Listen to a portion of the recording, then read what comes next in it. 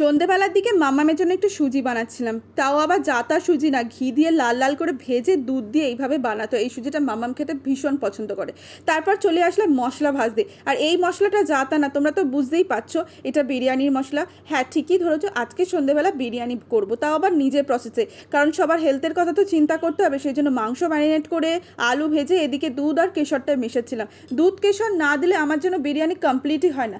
মাংস তো কষতে বসিয়ে দিয়েছে, অর্ধেক কাজ শেষ। এত গরম লাগছিল, এত বৃষ্টির মধ্যে কেন যে এত গরম লাগছে বুঝতে পারি না। আর আমি যখনই রান্না করি ও আমার চারপাশে ঘোরে, এটাই ওর স্বভাব। মাংস কষা যখন হয়ে যাবে নামাবার সময় না এইভাবে দুধটা মিশিয়ে দেবে, টেস্টটা আরও দ্বিগুণ হয়ে যায়। ব্যাস, আমার তো সব কিছু কমপ্লিট। আমি মিশিয়েও দিয়েছি, এবার 30 মিনিটের জন্য এটাকে গামে বসিয়ে দেবো। ও, তার আগে কেশর দুধ দিতে ভুলো না। ব্যাস, 30 মিনিট হয়ে গিয়েছে, বিরিয়ানি নামিয়ে দিয়েছি। আমি করেছিলাম, আমি রেগুলার যে চালটা খাই সেই চালে বিরিয়ানি ছেলে না। এইভাবে তোমরাও করে খাবে, হেলথও ভালো থাকে, খাবারও পুষ্টি হবে, আর সবাই খুব ভালোভাবে খাবে। টাটা।